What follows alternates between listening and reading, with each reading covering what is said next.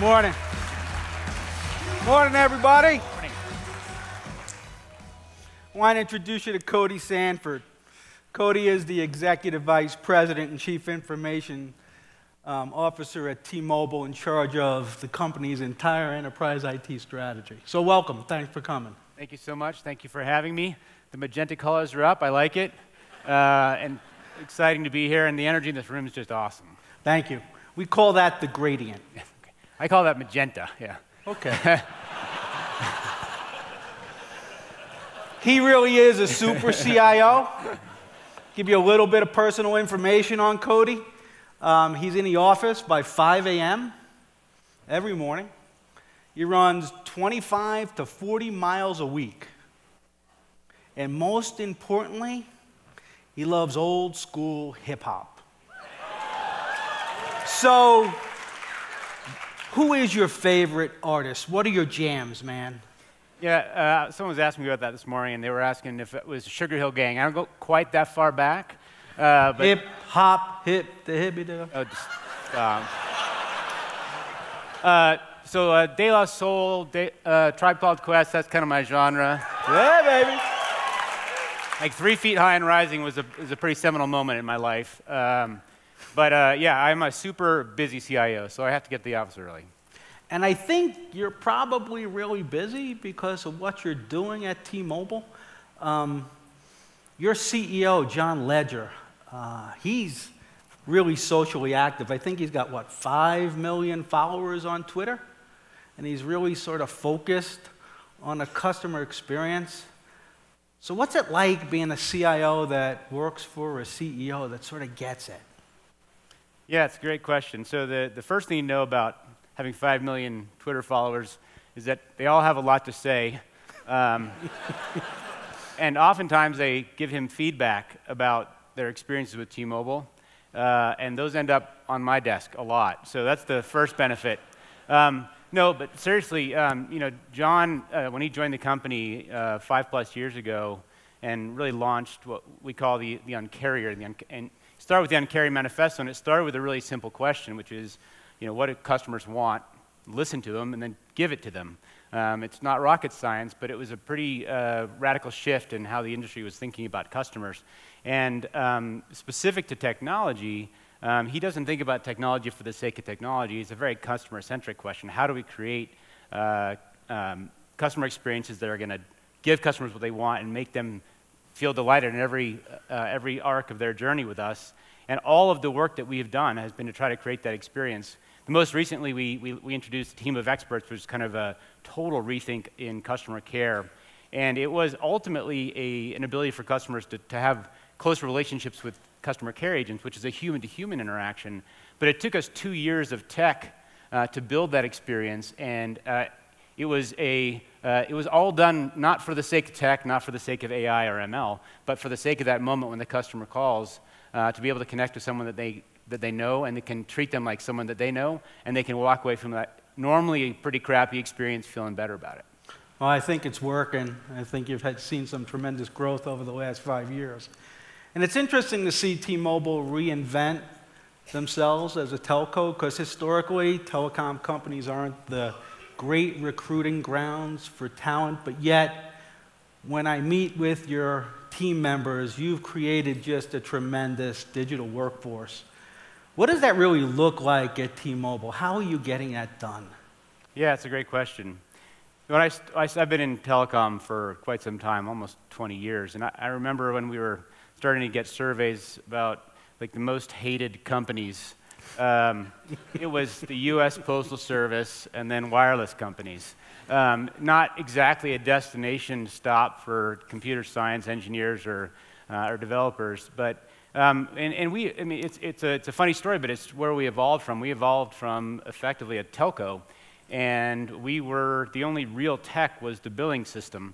Everything was built from the billing system. So if you were a developer and you were looking to do cool stuff with any of the companies that were splashed on the screen earlier, you definitely weren't going to call up Verizon, AT&T, VoiceStream, Western Wireless, T-Mobile. It just wasn't a place you'd go. So we went through our own existential question about what is it that we want to become, what is it that we need to become to not only disrupt our industry, but to think forward At the time, 5G wasn't really on the horizon, but to think forward into what a mobile experience was like and what do we need to be for our customers, how do we need to innovate, and what does that imply for who we have working for us and what kind of an environment we need to create for them.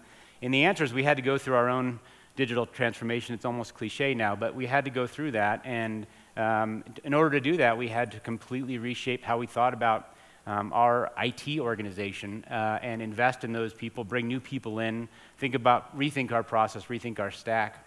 But the first commitment that we made was to become a best-in-class digital organization, and that's where we started.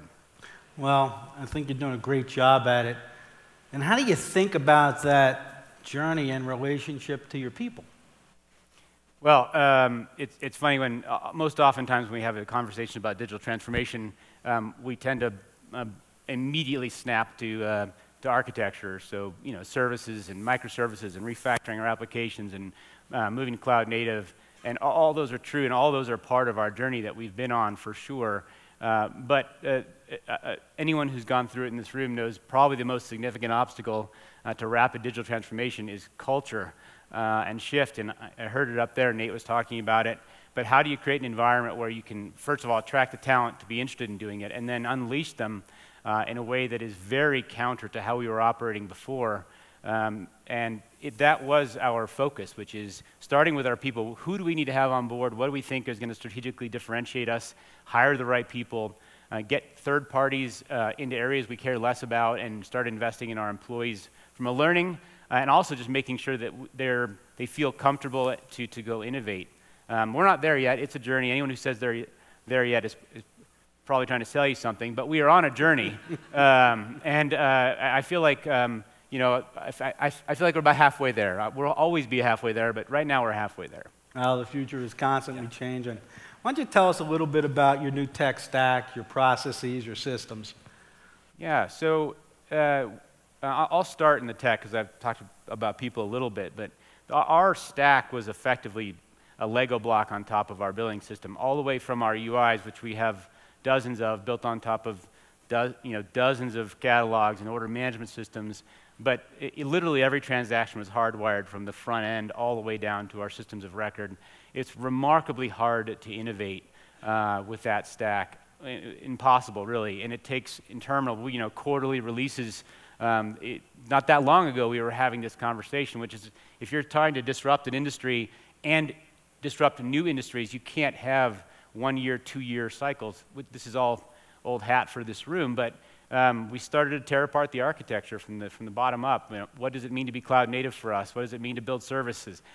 Getting our teams tightly partnered with Pivotal and moving into microservices, and we've been on a very, very aggressive journey to do that, to decouple the stack, and we are finally at a place right now, and I'd say the best testament to where we are technologically is what we just did actually last week is we finally became autonomous enough in our domains to connect with the product team. So the IT and product teams merged last week, so there is no distinction anymore between the product team and the technology team. So we took our domains and coupled them with our product, which in my mind is a celebration of where we are on that technology journey more than anything else, because we can actually create autonomous capability for product teams to release to customers.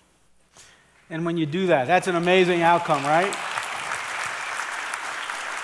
You have to build a lot of trust to get there when you combine those two teams. So amazing. You do indeed. So you're driving all this new technology. What does that innovation really mean for your customers? What do you see in it? What's the impact on the business? Yeah, so it's interesting because, again, most of our interaction with our customers is pretty traditional for wireless. But digital transformation for our customers often means meeting them where they want to be met. Not every customer wants to purchase wireless on the web, and despite our best efforts, wireless is still really complicated. Anyone who's done an upgrade recently with a family spent their afternoon in a store. It's not simple to do yet, but we want to be able to meet customers where they are and create as much of a digital relationship with them as they want to have with us, starting with our front line. So enabling our frontline care and retail organizations with digital tools was first, empowering them with information about those customers, giving customers access to our our services and products through digital mediums was important. But equally as important to that is how we started to expand what our products and services are. So introducing loyalty applications as we start to move into the cable industry. We just recently bought a company called Layer 3. What does that experience look like? We moved into home automation and IoT, all of which are expansions of products and services and require innovation at speed, and all of which are slightly different. Our enterprise customers have very different needs than our consumers. So we have to build digital technologies that service their CIO office, their administrators, and the people who use our products and services. So we've tried really hard to ensure we're unlocking speed and agility where it matters most to our customers. Sometimes that means our front line, but that's how we try to bias our investments. Yeah, it's working. You're creating a great experience for your customers. I think I see it when you just walk through the mall. You see the new, hot retail stores, and just all the new ads are really great. Can you talk a little bit about the role that Pluralsight is playing in the digital transformation at T-Mobile? Yeah, absolutely. It's why we're here, isn't it? No,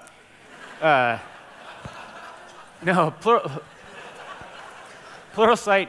Pluralsight's it's a relatively new partner for us, actually.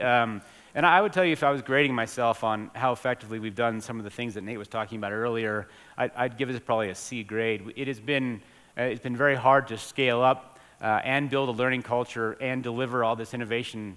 But we did get to this moment where, like, how do we create a learning opportunity for our teams, provide them time and assets that they want to use? And we've tried a lot of top-down exercises before and partners before, and none of them have really seemed to stick. And as most tools that are successful, Pluralsight was a ground-up adoption. We introduced it in a small POC with one team. It quickly caught fire there, and then before we knew it, in a very short period of time, 2/3 of the organization was on it. Hundreds of channels were launched, and it was a very high demand. I get phone calls from people across the organization saying, "Can I be part of this?" Which it's very akin to how Slack evolved for us. It wasn't something that I pushed. Frankly, anything I pushed tends to get rejected pretty quickly. But if developers are using this tool to make their jobs better, and sometimes it's not just their job, it's stuff they care about. Moving into the open source initiatives, people who want to participate in that, where can I go learn about that I don't have to feel like I'm leaving work to do it? So Pluralsight has been a great partner. I'm really excited about Role IQ, trying to figure out how to give developers the tools that they need and couple that with how we're thinking about product and technology roles in the future, and custom building roles for those teams seems really exciting. The analytics is a huge step up for us too, because frankly the tools we were using in the past had very little analytics capability. So from a dashboard standpoint, Pluralsight has been a great tool for us. So it's an exciting beginning of our journey together. Yeah. So it's going to be fun. Yeah, we've been working with T-Mobile for how long? 8 months? That's about right. And I think Cody and I were speaking this morning. Last night at the launch party, you could see the team from T-Mobile and the team from Pluralsight sort of working and hanging out together. And you really couldn't tell the difference. They were just sort of one team focused on sort of the journey of learning at T-Mobile. And we're just really grateful for the time that you spent here. We're grateful for your business, and I want to thank you for coming here today. Yeah, absolutely. My pleasure. Thank you very much for having me. Cody Sanford, everybody.